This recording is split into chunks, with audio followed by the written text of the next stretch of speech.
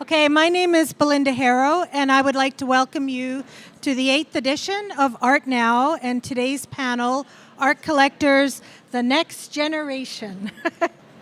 Art Now is presented by SAS Galleries, who are pleased to host this in-person art fair here in Regina. SAS Galleries is a not-for-profit organization dedicated to promoting, developing, and encouraging the growth of Saskatchewan professional art galleries who exhibit and sell original works of art. And, here we go. SAS Galleries is grateful to its funder, Creative Saskatchewan. So we're here today on Treaty 4 land. However, this art fair welcomes artists, galleries, and visitors from across Saskatchewan, including Treaties 2, 4, 5, 6, 8, and 10, which are the Nehiyawak, the Anishinaabe, Dakota, Lakota, Nakota, and Dene nations, and the homeland of the Métis. So today we're going to speak to 3 art collectors about some of their art in their own personal collections. Joining me on the panel, I would like to welcome Felicia Gay, Risa Payant, and Elaine Thompson. And they're going to offer a fresh perspective on collecting art, talk about why they choose to collect art, support artists, and how they come to decide which pieces are in their collection. And how, like myself, and I'm sure some of the people in the audience, they become addicted to collecting art. Okay, so today we have Felicia Gay. She's Muskego Ininu Iskew from Waskaganick, which is Cumberland House. Did you want to say that properly, or is that okay? Sure. Muskego Ininu Iskew from Waskaganick. Thank you. So Felicia's practice is as a curator. It began in 2004 after graduating from her BA honors degree in art history from the University of Saskatchewan, and later completing her MA in art history in 2010. In 2006, Felicia and Joy Arcand co-founded the Redshift Gallery in Saskatoon, and in 2018, she received the Saskatchewan Arts Award for Leadership.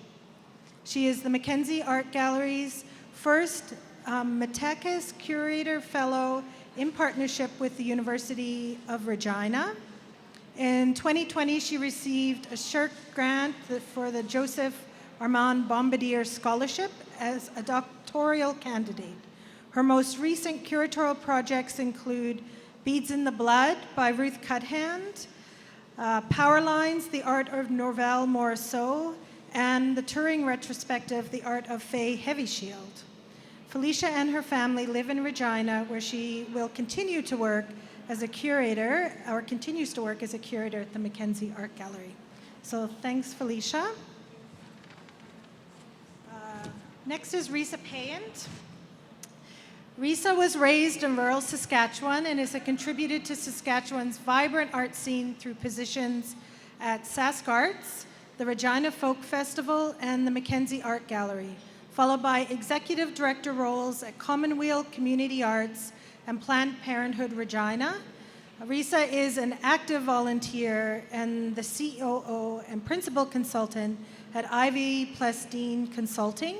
She lives in Regina's Heritage neighborhood with her wife and children. Thanks, Risa. And Elaine Thompson. Elaine was born in London, Ontario, and raised in, is it Harare? Harare, Zimbabwe, and Regina. Elaine developed her interest and love of art watching her father and grandfather create. Her grandfather's studio was a place of magical things where he sculpted, made puppets, and mobiles. While not a maker herself, she has several friends who are artists and started her collection picking up smaller pieces at local exhibitions and art auctions. Thompson has a master's in law and has been practicing law for 20 years. She's volunteered with a number of nonprofit arts organizations, including the Plains History Museum, Koto Books, DIWC Young People's Theatre, and currently serves on the boards of the South Saskatchewan Youth Orchestra and the Regina Symphony Orchestra. And she feels art is important to society and believes we have an obligation to support the arts, which I think everyone up on the stage is a firm believer of. So thanks, everyone, for coming today. Oh, you know what I need? I need the flipper. Thank you. She read my mind. Okay, so for my first question, I'm wondering, how long have you been collecting art? And is there one special artwork that had a special impact or led you to becoming an art collector and started you on this journey of collecting art? So I'm going to start with Risa. Yeah, so the piece that you see up on the screen is actually from my house. It's a small porcelain house that I bought from Anita Rockamora, and I bought it because I had just moved back to Saskatchewan. I was pregnant and I was living with my dad, really kind of trying to get my feet under me after being nomadic for a number of years. And I was working in the arts, so I was exposed to all this, beautiful work and getting to know a lot of artists, but couldn't really afford to invest. And then I saw this little piece when I was doing a studio visit and made a deal on it and felt like this might be the only house that I could ever afford. So I sort of bought it as a little joke to myself in my tiny kind of basement suite that my dad had built in his house to show my kids that we did own a house. It was just up there on our mantelpiece. And obviously, since then my collection's grown quite a bit, but that was definitely the start. Great, thanks. So Elaine, tell us a little bit about this piece, which is by Heather Benning. It's a photograph. It is a photograph. So this is this piece connected with me just because I found it really beautiful. It was on display at Gina's gallery, The Slate, during a concert, and it was just a beautiful moment. But also, when I learned about the background of the piece, it connected to the work that I was doing as well. So I was working in the legal field of bankruptcy at the time and dealing with a lot of people who were suffering. And Heather there's a lot of pieces behind this piece. It's one of a number of different pieces in a whole larger piece called The Dollhouse, which ended up in a film. But it was about, for her, the loss of family farm, and it was very personal to her, and the loss of family farm to bankruptcy. So it was something that connected to me, but it also brought out something beautiful out of a terrible tragedy, and the tragedies that I worked with every day at work as well. So it was important to me, and I had it in my office when I was doing that kind of work for a long time. Great, thank you. Okay, Felicia. Yeah, so Wally Dion, I was really lucky to actually graduate with a number of students out of the University of Saskatchewan, Zach Logan, Wally Dion, Joey Arcand, and I actually my first curated show was at the college galleries at the U of S, and it was Wally's first show. And so I had this ongoing joke, hey, I curated your first show, you owe me something. So I asked for a commission, and I paid him, an amount of money. But this is my grandfather, Peter Buck. I was raised by my grandparents up in northern Saskatchewan. There's a copper in it, and it's just the way he represented my grandfather as someone who was very kind and strong, big and burly. He was like my big teddy bear, and he was my father. So this piece will always be special to me, and my kids fight over it, who's going to get it when they die. It's funny, not funny, but yeah. We're going to talk about commissioning a little bit later on, which is a really nice idea to work with an artist to get pieces made. So I think a lot of people are not sure about commissioning, so we're going to talk about that a little bit more. So everybody, when you walk around the space here, you can see the complete variety of artwork that's being made. And I think everyone here has different types of art that they're drawn to, or styles, or types of artists. So I guess I want to know from you, is there a certain type of art that you're in particular drawn to, and artists that you've collected more than one piece from, I guess, or thinking about that's important to you, that sort of, they capture things that are important to you, maybe socially or personally. So Elaine, let's start with you. This is a piece that you have in your collection. Okay, so I love Paul Morstad's work. I find it stunning. The quality and skill, the skill of what he does is amazing to me. And just the delicacy of painting, but also I love that he has a theme that he's dealing with constantly that it isn't harmful, it's playful in a way, so it sort of lures you in and persuades you. As a lawyer, I think persuasion is important. I think it's important to everyone, but there's a social message here that is really important as well. And yet it's so beautiful, it sort of just lulls you into this world. And I love his animals. And the people are delicate too. You can tell he cares very much about his subjects and takes a lot of time with them. So this piece is one of my very, very favorite pieces, but I do have a few of his pieces. So I also included Marcia Kennedy in this because you have a number of Marcia Kennedy's works in your collection. So in terms of things that are important about the environment, I think that's a subject that Marcia works with as well. But also the domestic, I think, is an important feature to Marcia's work. So do you want to talk about her work a little bit? Absolutely. So I don't know Marcia, but I do love her work. And as with Morstad's work, it's very delicate. This piece reminds me so much of A Stone Angel by Margaret Lawrence. There's another book about that has a lot of laundry sequences in it. I think it's called Swan, but I can't remember. But there's descriptions in this book about folding laundry and just the beauty of pleats and things that we don't really think about unless we are actually drawn to thinking. I mean, most of the time it's a chore. This piece, to me, reminds me of those, but the bird in the house, obviously, is a pretty jarring symbol. And again, it's a persuasive piece in that it's not harsh, it's soft and beautiful, and it's got a message. And I love the colors. They're really similar. It's interesting that you put them side by side because there are definitely themes between the two works. The workmanship is amazing. So, I love that there's a femininity about this too, and that this is a woman's piece to me. So where in your home are these works located? Like, I'm curious about, are there certain works you have in your collection that do better in a personal space? Or do you always feature your newest work in the living room or in the areas where you have company come so you could show it off? Or This is in the living room.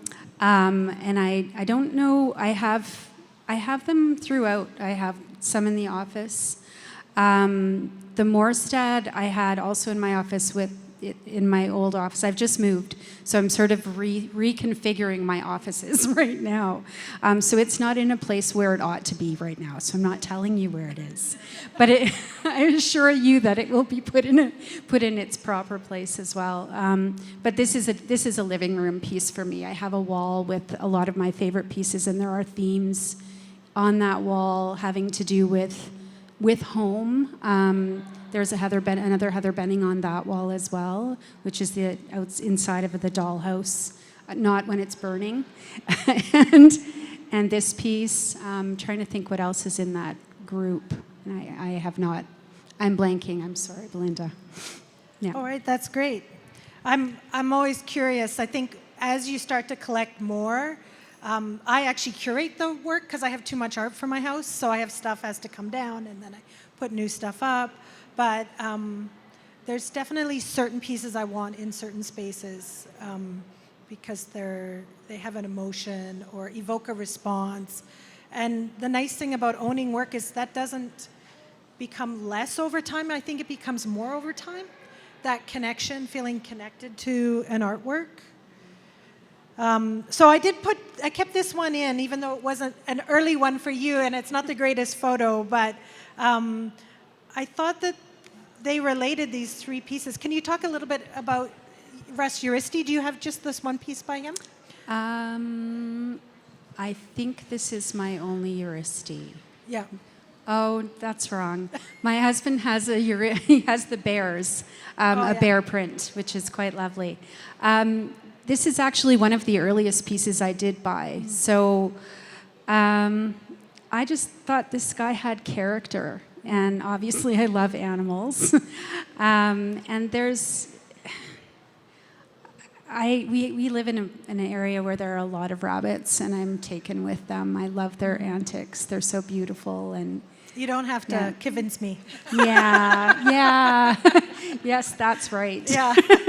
That's right. So yeah, that was what drew me to this guy. Yeah. Yeah. So I think the nice thing about buying a print is it can be a good starter medium. It's a little less expensive than buying a painting because there's multiple produced, so the price point is a little bit lower, or photographs that have been editioned, more expensive than one-of-a-kind pieces, less expensive than one-of-a-kind pieces. So when I was started collecting, I did collect edition things at first to get started as my collection grew.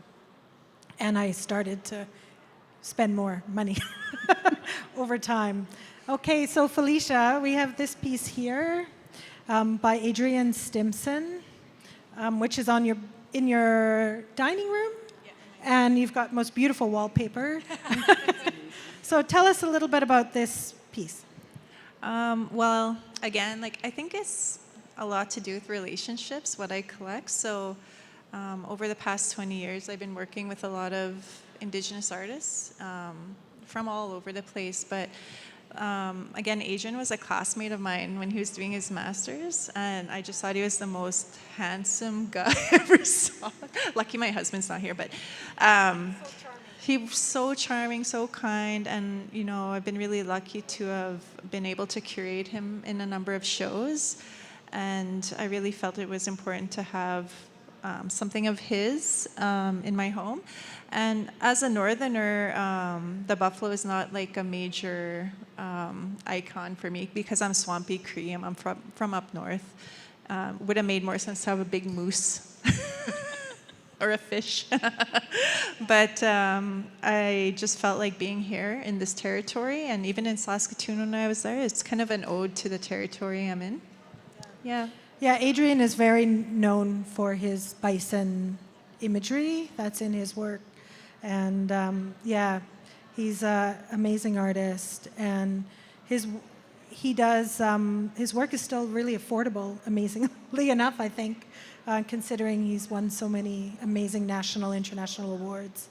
So for those who don't know, Adrian has a piece in the British Museum. So yeah, I think they're trying to make a start to have some contemporary pieces in their collection. Whoops. And one more this is a very interesting piece. It's me. It's Felicia in the picture. When I was younger. So Joy had done a series of, the original works were these 1950s pin-up, but they were postcards, and originally the women within these postcards were white women that were dressed up as Indian maidens, but were quite sexualized. So she wanted to kind of reappropriate that concept and insert actual Indigenous women within these postcards. And so I actually did one, I did the photograph of her, and she's Métis. Well, her mom is white and her father is Cree. And hers said, "Do you like my right side or my wrong side?" So it's like she's got such a great sense of humor.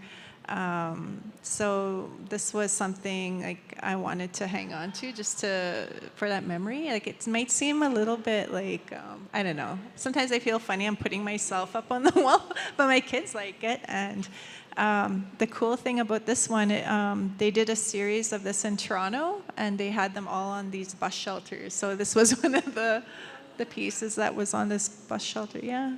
But Joy's very special to me also, and we're very like-minded with, trying to decolonize and work with our people to, elevate them, yeah. Yeah, I mean, you don't have to be in an artwork to have an artwork that marks a time or a relationship.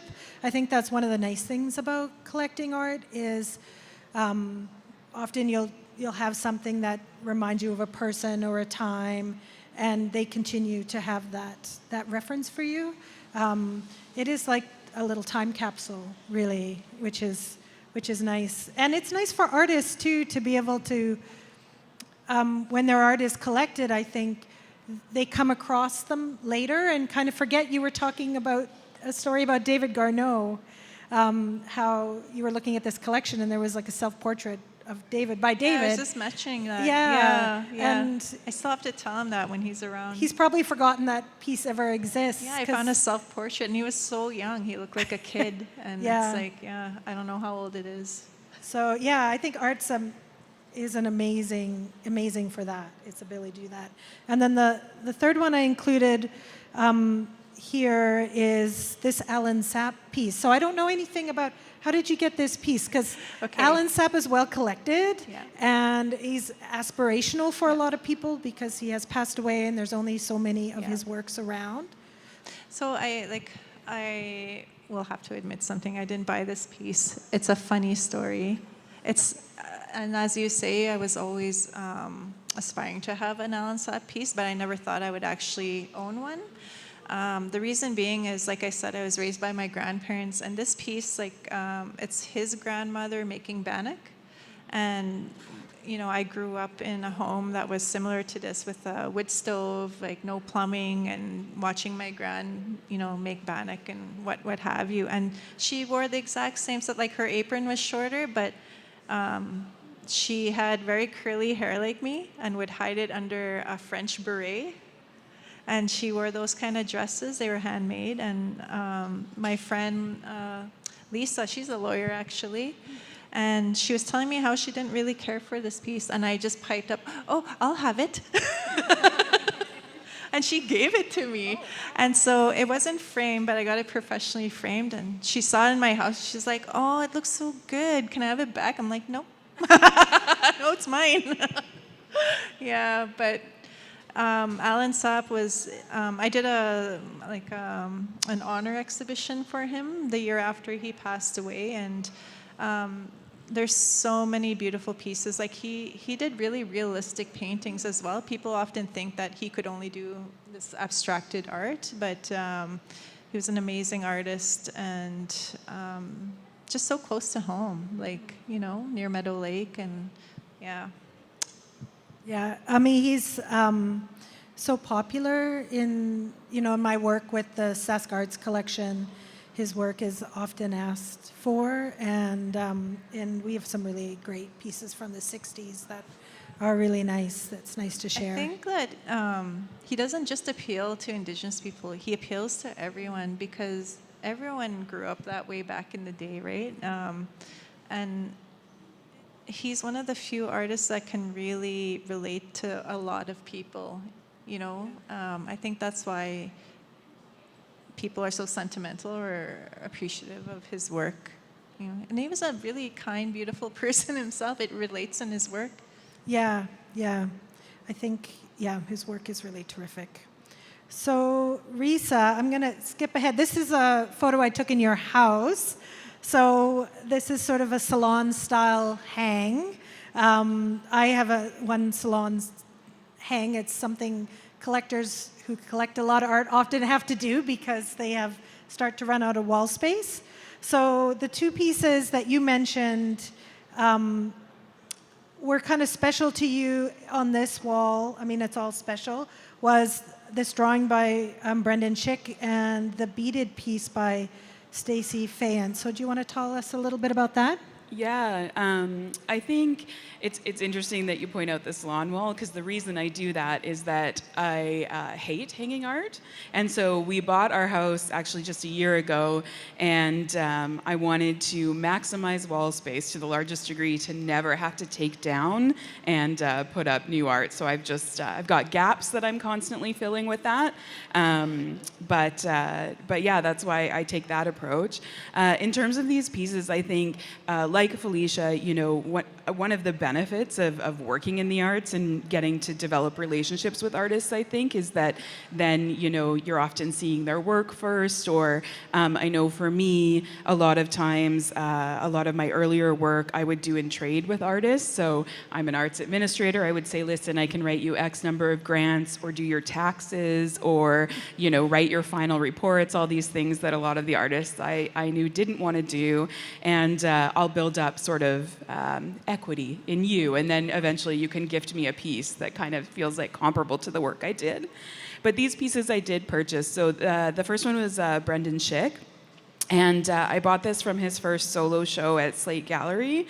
And I think his work was just really phenomenal. He was coming right out of being a student, and actually had worked in an assistant capacity with me when I was at the Mackenzie Art Gallery. So we developed a relationship, which is why I went to the opening.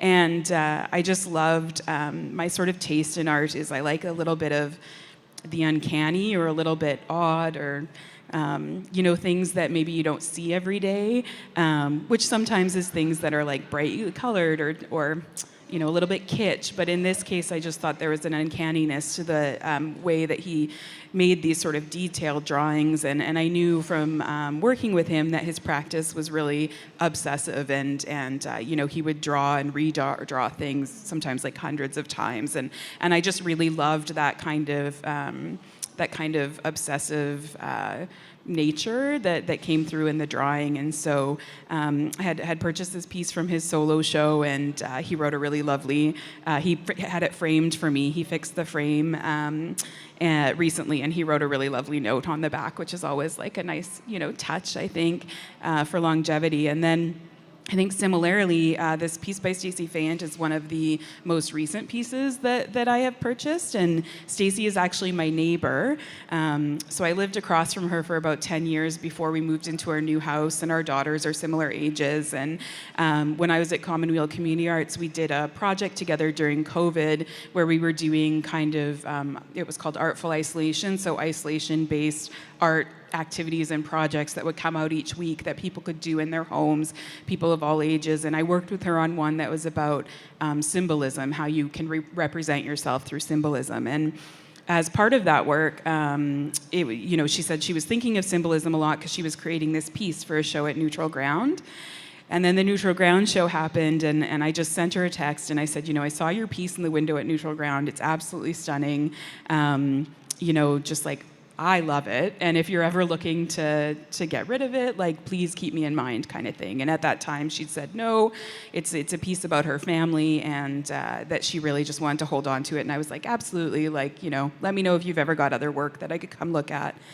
And then about 2 months ago, she texted me and she said, I think I'm going to frame that piece. And I think since we were neighbors and since you're part of my community, I'd feel okay with it living in your house. So she sold it to me, and similarly wrote a really lovely piece on the back about what the piece meant to her, and why she had been willing to, let it live in my home, which was, I felt really honored. So I think, these two pieces, I mentioned them when you came to look at my collection because they really articulate for me the importance of that community and those community connections. And I do think that, beyond aesthetic, I'm a lot more likely to invest in a piece of art if I've met the artist or developed a relationship with them, or even had a relationship with, the place where it was exhibited, or the kind of content that it's dealing with. So I really like that kind of personal aspect that my collection might not be for everyone, but it has resonance for me. Great, thanks a lot. I mean, I think it's important to remember too that when you have a collection, you're kind of a caretaker of that work. in terms, I mean, I know you've spent money and you've bought it, but, it's nice that the artist can say, I've a show, maybe I've lent some pieces from my collection to go into exhibitions so that they can continue to be accessible. That sometimes happens. Or if you're thinking about who's going to have it next, where will it go? Those are things you might want to think about as well. Yeah, there's nothing that makes me feel fancier, and it's only happened once, than seeing a little square that says from the private collection of Risa Payant. It makes me feel like I've really arrived, So, you all live in homes with other people. I'm just going to pop this question in before we move on to the next slides. Is there things you have to think about in terms of the artwork that you select? Are other people involved in the selection, like your children or your partners? Is there a negotiation in that process? I see Elaine is smiling away. Do you want to start about? Well, if I had money for only one thing, I would spend it on art. So we do have a threshold at which I am required to discuss the purchase. And he's here, but I'm going to say it. There are times when I ignore the threshold. The other thing is, I want my daughter to be as engaged as I am because I love it. I get so much. Some of the things about my job are really hard, and I get so much joy from it, and it is a place for meditation for me in every aspect of a piece. And I want her to have that too. So she learns music, but she's also starting to come with me, sorry, dear, to the art gallery. And we've picked a few pieces out for her too. So she's part of our plan. Yeah. Felicia? No, I dominate in that area, so just kidding. No, actually, I choose the pieces and I buy the pieces, but honestly, I have 4 kids and I've adopted one other. So there's 5 kids in my house. Every stage of their lives, I've been able to use my artwork to teach them something, because a lot of it's narrative driven. Sometimes it's talking about discrimination, sometimes, really important moments that I can story through the art. And that's what I really think about also when I'm purchasing art or collecting it. And it's been really beneficial to my kids. Not all of them are going to go into the arts. I have one that will. But they've all learned the exceptional value of having art. I think they'll all be art collectors. I'm training them up to see that. Well, the story you told about Alan Sapp, I mean, that's a nice way to talk about your own upbringing, which is very different than the upbringing your children have had. Yeah. Yeah. Risa? Yeah, I think, so my partner and I, my wife and I just moved in together just over a year ago now. And definitely, although I'm still the one who is collecting the art, I'm mindful of the fact that it's being hung in shared spaces. So I think last night was a great example. I was here for the opening and I found 3 pieces I liked and I took pictures and I was like, I'm going to buy one of these. Are there any you don't want on our walls, kind of thing?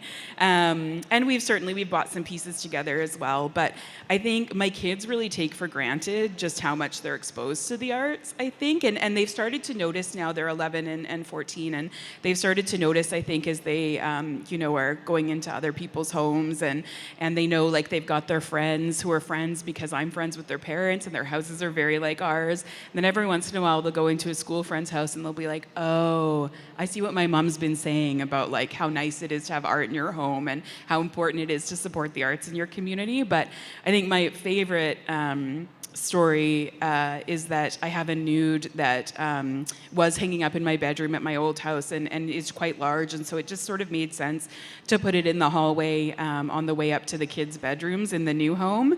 And I had sort of said to them, any concerns with this being here kind of thing? And they were like, no, whatever. People sort of know. My friends all know who you are, right? And but it's really funny because oftentimes I'll be in my office on the 2nd floor in my bedroom and their friends will be over and I'll just hear them say, oh yeah, that's just a naked butt because my mom, it's just kind of become a part of their life, which I always think is cute. I think I have a picture of that near the end I can share. Okay, so special occasions. We all buy ourselves things certain times for special occasions.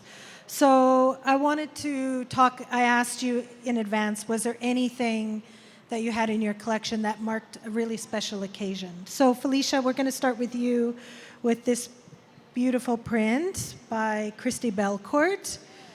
Yeah, so this was a request I made to my mom. So she paid half and I paid half, and it was for my birthday. I think it was my 40th birthday. And, I'll never afford Christy's work, no matter what. And her prints are absolutely gorgeous and very limited in their editions. So this one really spoke to me. It's quite a large print as well. It's like yay big.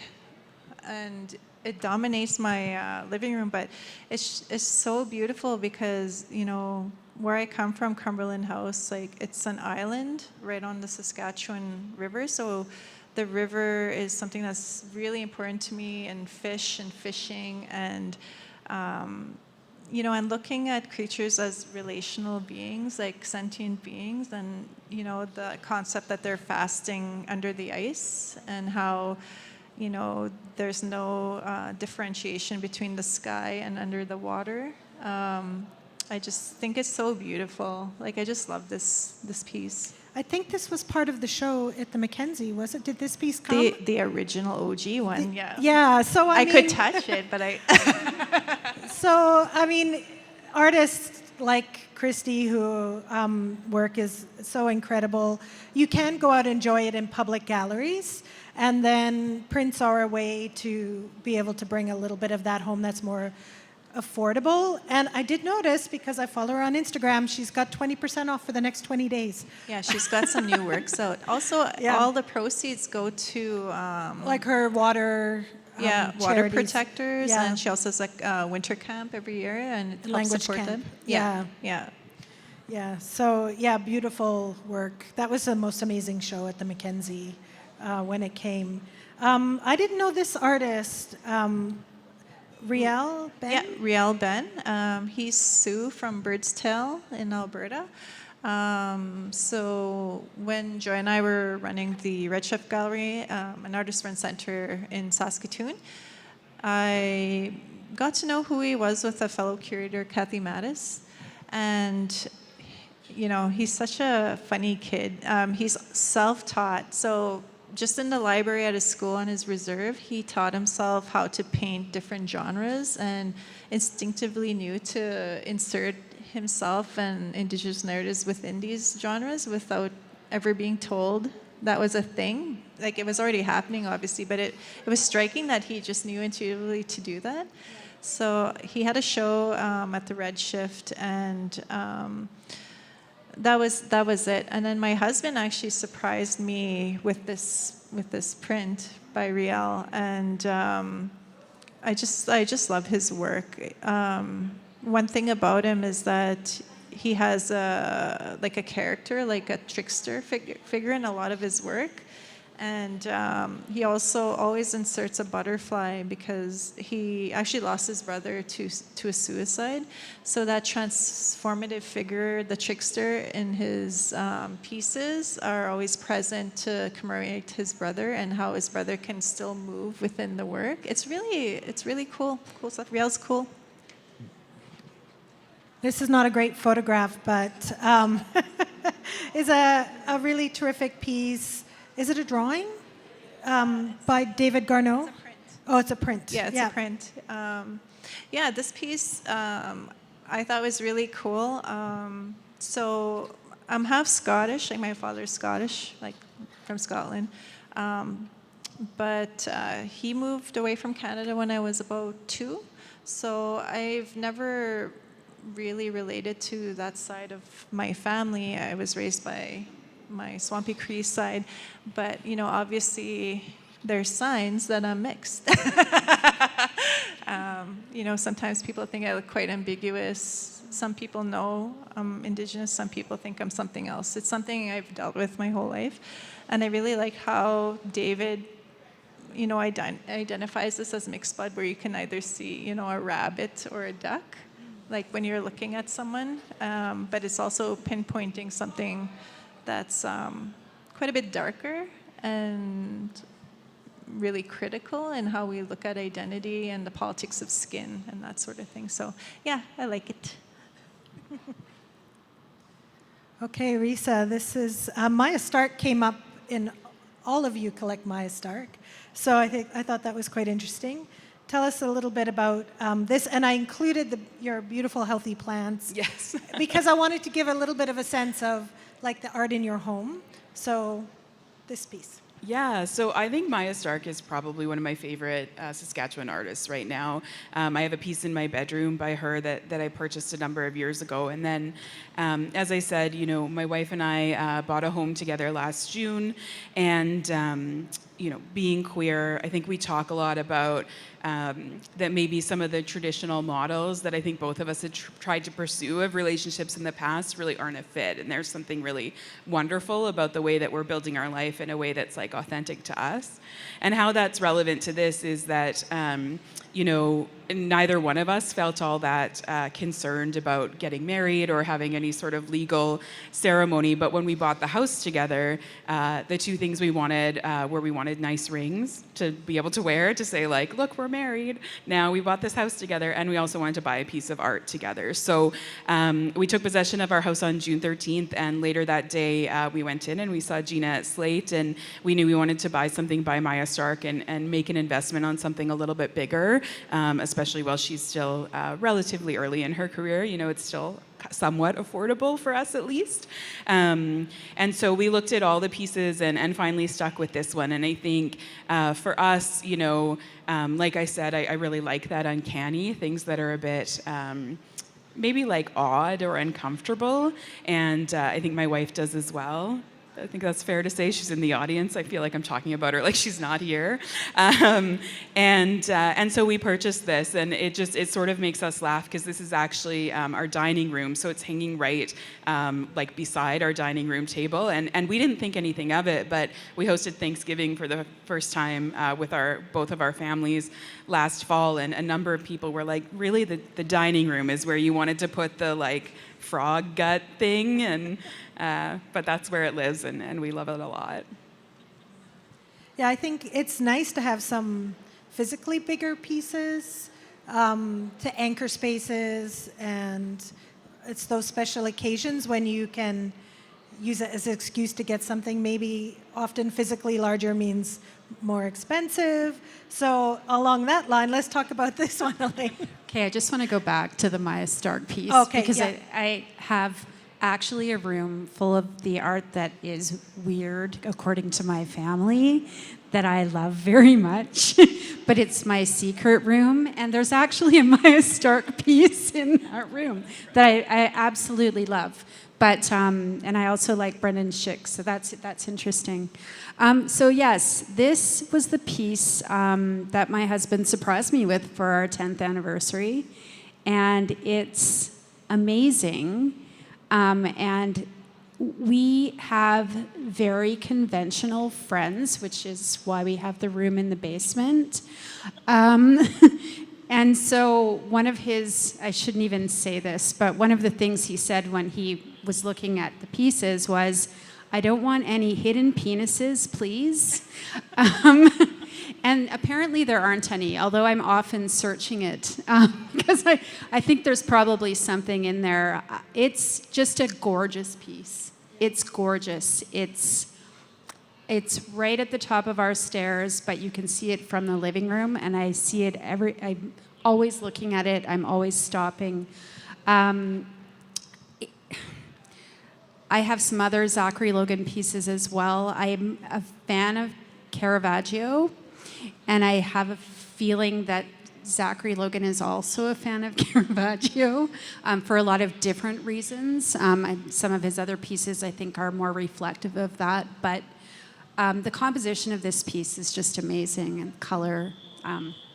So thanks, dear. How big is it? It's, I'm not sure. It's a bit bigger than the crows because it's longer. There's a crow. It's quite big. Yeah, I don't know how to It's beautiful. give you the size. Yeah, it's a beautiful piece. I also love Zachary Logan, and one of my biggest art regrets, and I say this to say if anyone here saw something today they want, just like buy it, which is that when I was very early in my career and Zachary was just starting to show, I guess not starting, but he had a number of drawings, and I couldn't afford them at the time, but I should have just put it on my credit card and made it work, because I have now been completely priced out of Zachary Logan's, and it's like a big regret I have that I don't have him in my collection. Someday, though. I have a story. I was at an art auction with a bunch of people I will not name, and I bought one of his pieces there, and it was not cheap. And everybody was freaking out at the price. They were saying, "What are you doing? Why are you doing that?" And I just said, "I know what I'm doing. Leave me alone." And sure enough, it's 10 years down the road, and it's a great piece. And it's not as nice as this. It was an earlier piece as well. But I like having development. I like seeing artists develop and being able to see them over time too. So it's kind of it's neat.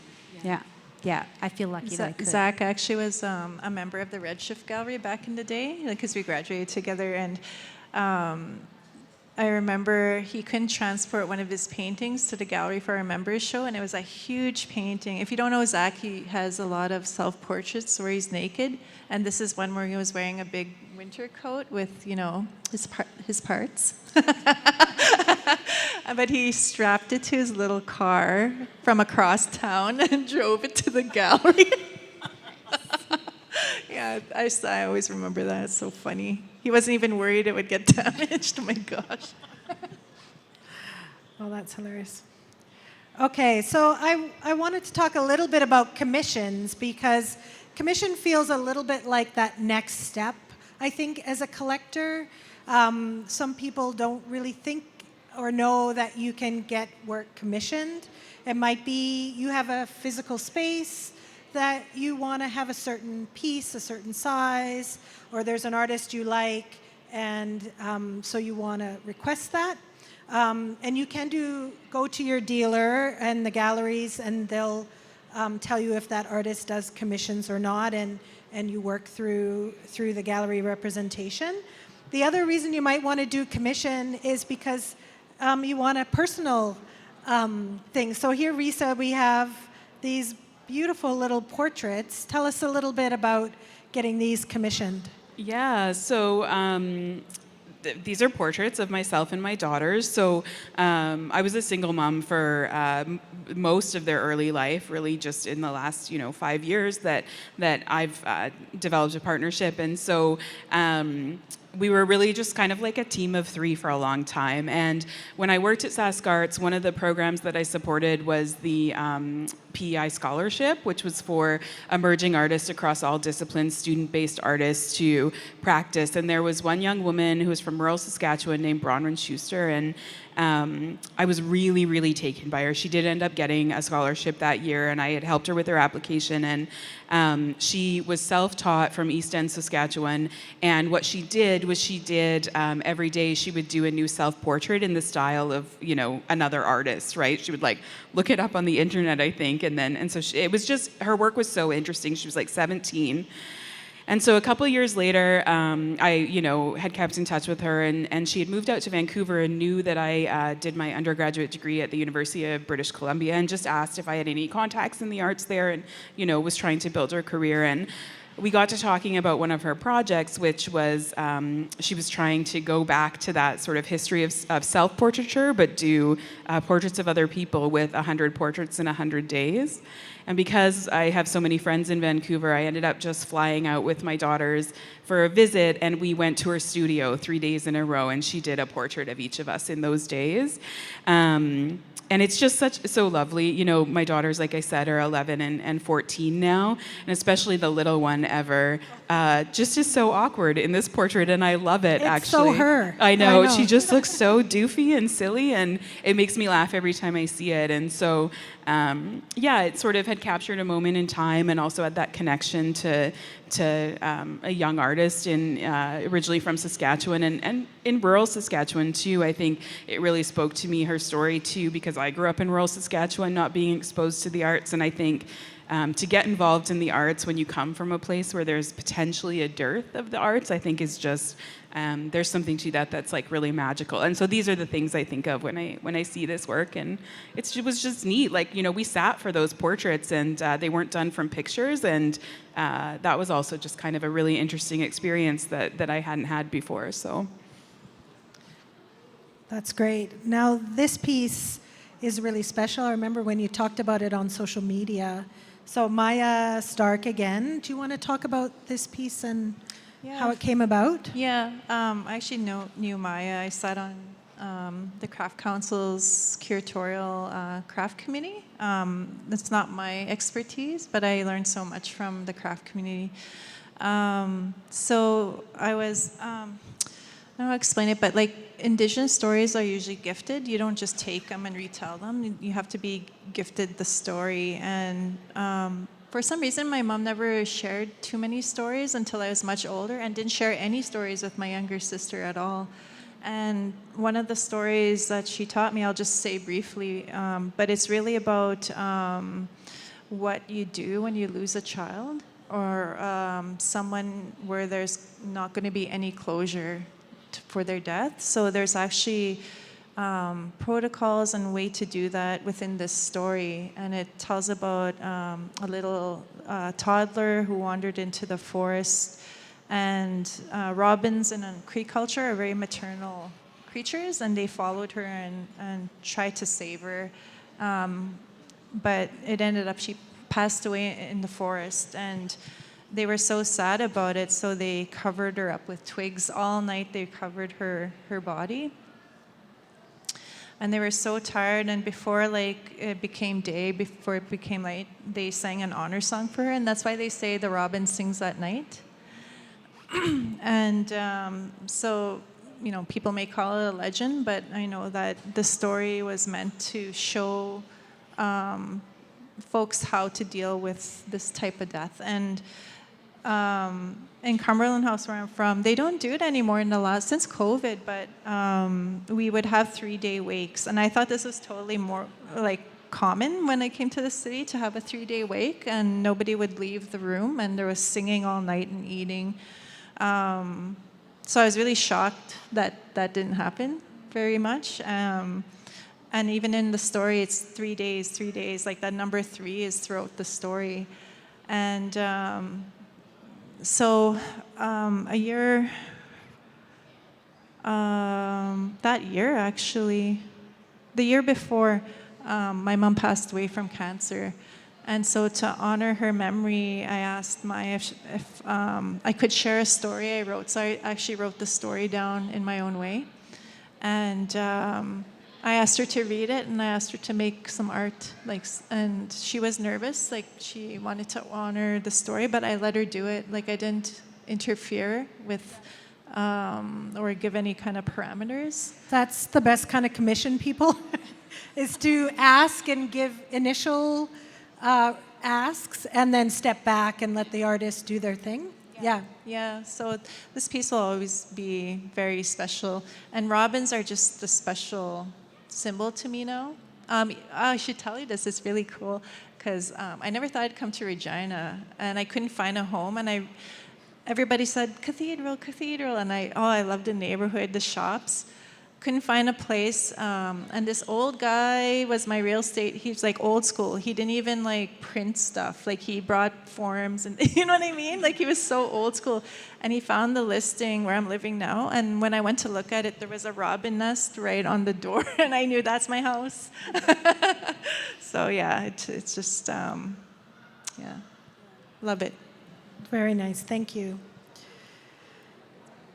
So I wanted to ask this question to Elaine in particular, because in my regular job, one of the things I do at SaskArts, looking after that collection, is the rental program. So I work with putting art into workplaces, and I love the program, and it's a great experience. And so I actually work with the courts and law firms a lot in my job, and I know that for the most part, the lawyers and the judges and justices are really interested in art. A lot of them collect themselves. They're often very competitive with the way they are. So I asked you, with the way they, because they'll know what works are in our collection and they vie for them. I was curious about what kind of work you might have in your office. And is it different than the work that you have in your home? You already talked about your special room, so I'm getting a sense that maybe these are different. Talk about this snapshot from your office wall. That's a really interesting question, and I think there's an absolute connection between lawyers and art. Mackenzie, Mendel, Schumacher, etc. But yeah, the pieces I put in my office are, they're mostly, some of them are, one of them's my grandfather's and I take it wherever I go. There's another one,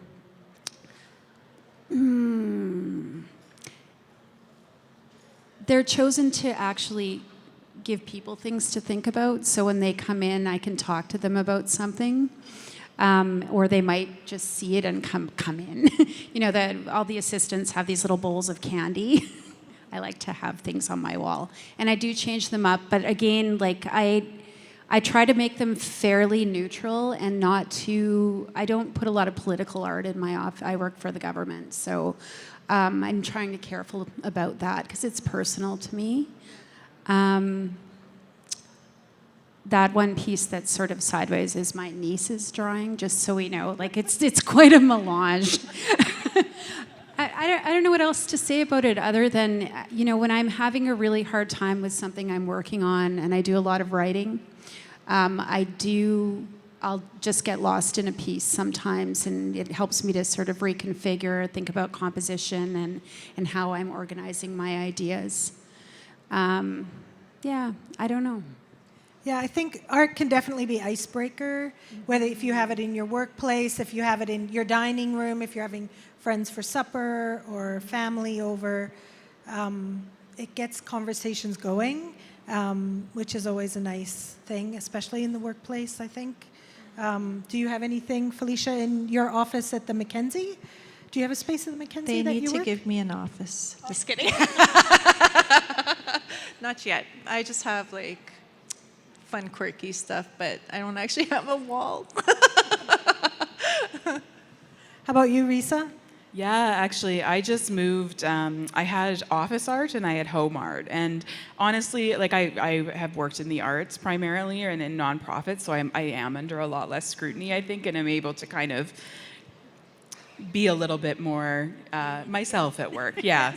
And still sometimes I'm in spaces when I can't be, but I now work from home. So we actually just cleaned out our spare room. It was a spare bedroom, and it's become an office. And there's a piece at Slate right now that I'll come talk to you in a minute. I want to buy myself for the office. I've got the perfect place for it. But all of my old office work we just integrated into our regular collection when we bought the new house last summer, because I knew I was transitioning into consulting and would be working from a home office. But I definitely think I can't imagine, sometimes I go into people's offices and they don't have plants. I mean, if you don't have a window, that's one thing, but they don't have art, they don't have photos of their family, nothing. And I just think, I don't think I could work like that. I'm a bit of a maximalist. I just want to be surrounded by color and stuff, I think, while I'm working.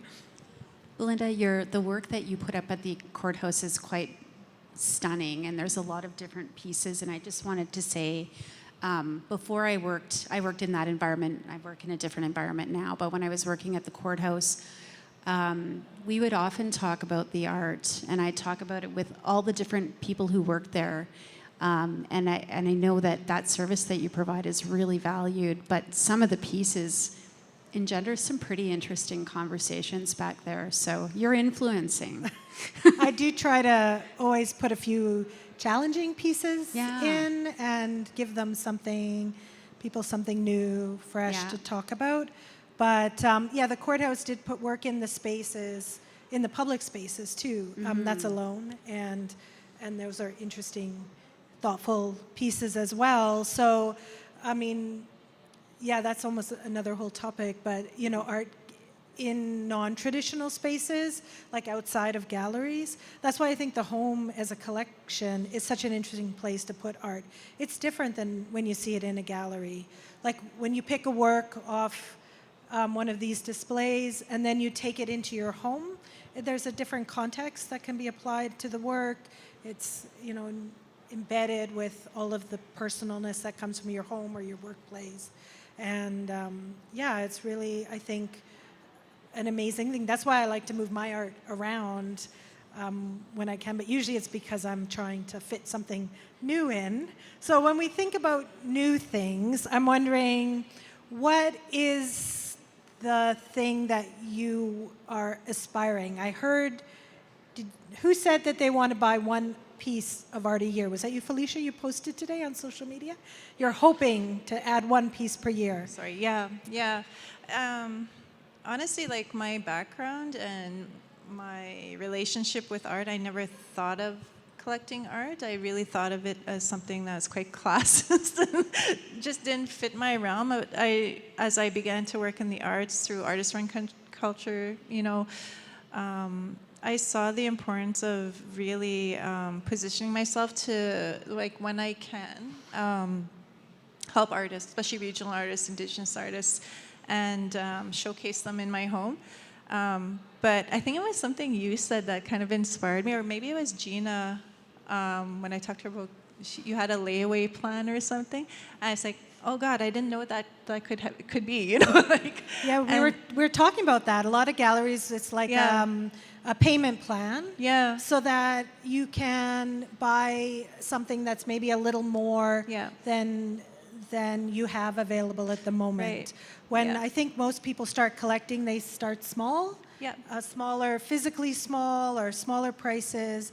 And then quickly, those thresholds that you talked about, Elaine, they go higher and higher. Yeah. And so knowing that there is some options, leasing programs or payment programs, gives you a chance to really think about getting that special piece. Yeah, for sure. And like the way I wanted to do it was to actually budget and set aside money, you know, throughout the year, and then just have fun picking something after that. So it's something I'm gonna start doing. Art now, like, right? How about you, Elaine? Who's an artist you don't have yet that you really want? Oh boy, I have to think about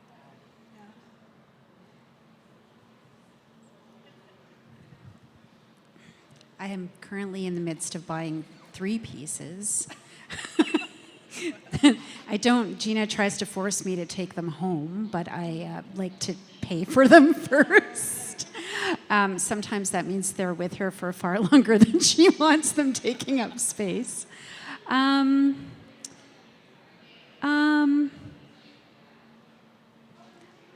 not sure. I'm not sure who I want to collect. It's such a spontaneous moment when I see something, and it really is. Like, it's not a knowable thing. There's a little bit of magic to it, and I just go, that one. So you like to see the work in front of you, and then you get that response. Oh, this is the one. Yeah. Well, I think that's the way a lot of people buy.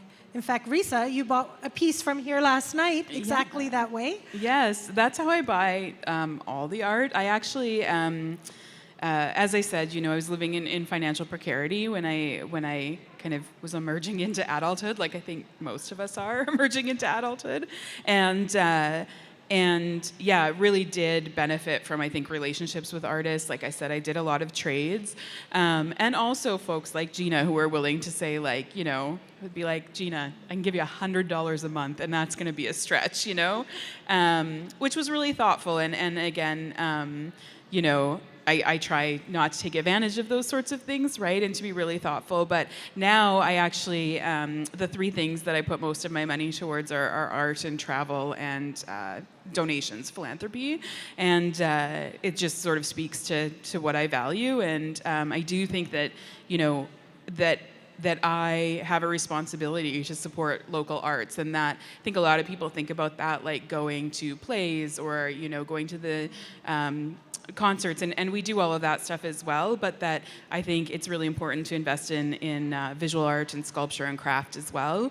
And yeah, last night I've been wanting to buy something by David Garneau forever. And last night I walked up and I saw a piece and I was like, well, I quite like that. And I looked and it was by him and it felt like kismet. So I bought it and I get to take it home next week. So this is a shot of some more of the pieces in your home, and I wanted to show in the distance, we have That's Mom's butt. That's what they call it. What's the name of that? Mike Binzer. Mike Binzer. Yeah. And then the landscape is? Sandra Noss. Sandra Noss. Yeah, and that actually was one of the first pieces I bought with like real money directly from the Creative City Center. And I loved it because there was a whole show of paintings with these tiny houses. The house motif is one that comes up a lot in the work I buy, which I maybe didn't notice before, but now that I'm thinking about it, it does. But it was the only one that was in these sort of bright colors. The rest were quite neutral, and I was like, well, that one's obviously been painted just for me, so I had to buy it. Yeah, so Elaine, you had talked a bit to me about why you buy art. Do you want to speak to that a little bit?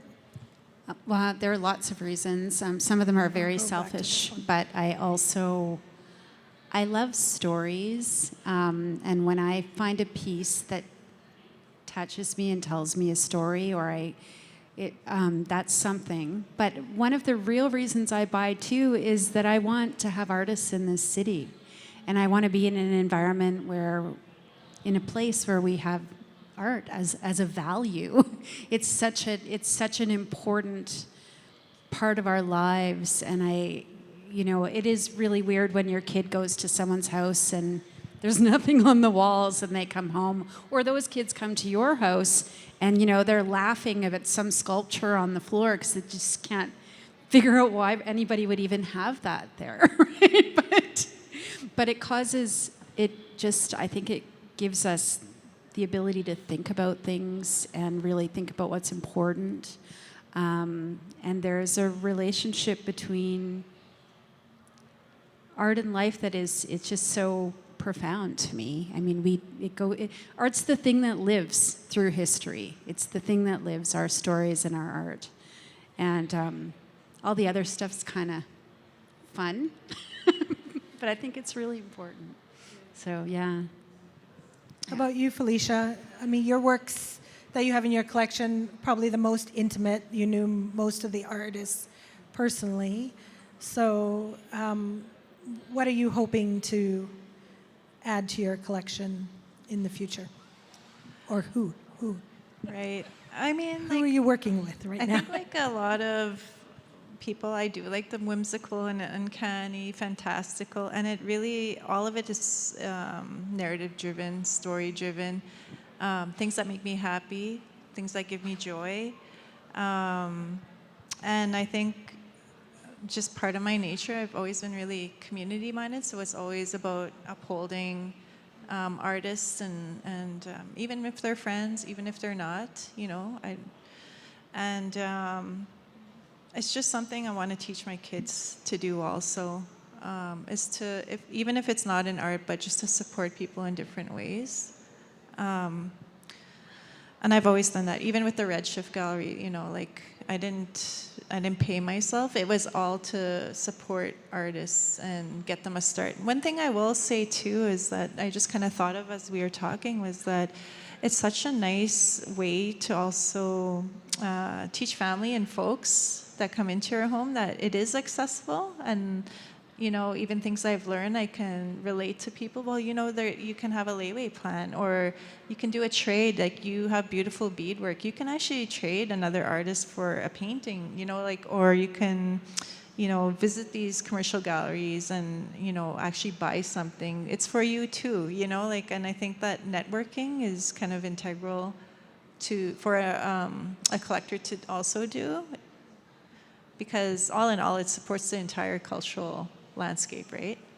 Yeah, when I'm talking to clients about the art in the Sask Arts collection, I often say I want them to know that these artists, they're not exotic. They don't live in a mountaintop somewhere. They're in line at Safeway on 13th. They're talking about the weather, and they also watch football. And A lot of them sing karaoke, by the way. A lot of them sing karaoke. They're part of their community, and all of the artists you'll see here are Saskatchewan artists. They're part of the community, and I always say it's not magic. They're drawing from their experiences of being in this province and living in the same neighborhoods as you, and so you share that in common. And I really do believe that, although I said this same speech to Wilf Perot recently, and he said, it is magic. Making art is magic, and I think that's true. That's true as well. A lot of people say, oh, I can't do it at all, or they really admire artists to have that ability to create something unique and have a vision. And by collecting the art, you support that, and you can share that, the magic of that art process. So. Yeah, I was going to say, I think that's another thing for me that you've really touched on, and that, I was getting excited to see your collections, the two of you, and to just notice it's that Saskatchewan presence, right? And I think, I grew up in rural Saskatchewan. I left to go to university, and I was away for quite a while. I was away for almost a decade, trying to build a life for myself in other centers that I thought were going to be better for me as someone who wanted to work in the arts, and really only came home because, as I said, I was living in a bit of financial precarity. I really needed family. I was about to have children, and have stayed on purpose, right? And I think that's something that the art scene here is so vibrant and so vital, and there's so much really phenomenal work being made here. And I think it's overlooked oftentimes on a national scale, and so I feel really lucky to be a part of it, and to have so much wonderful work in my home from artists who make a life here and want to be a part of the arts community in Saskatchewan specifically. Because it's like a real hidden gem, I guess you'd say. Yeah, it's very affordable. I think we're really lucky. Yeah. Well, is there any questions from the audience at all? I wasn't sure if anybody had anything they wanted to add. They're all smiling at me. No? Oh, we did a great job. So I'd just like to thank everyone for coming today, for having me come to your homes or sending me images and talking about your collection. It was a real pleasure. And thanks to Sask Galleries for inviting me to plan these panels. We've got 3 more coming up. Tomorrow we have Caring for Your Collection at 1 o'clock, which I think for anyone who has collection will be really interesting. Talking about conservation and things you need to know to look after your collection. And then we have at 3:30, what's the 3:30 one? I'm trying to think. Oh, life stories, yeah. Artists who involve personal narrative in their work, which is going to be really lovely. And then on Sunday, we have a Life Well Crafted, talking about artists who've dedicated their life to making handcrafted objects. So I think they're going to be really great. So please enjoy the rest of the art fair. Go buy some art.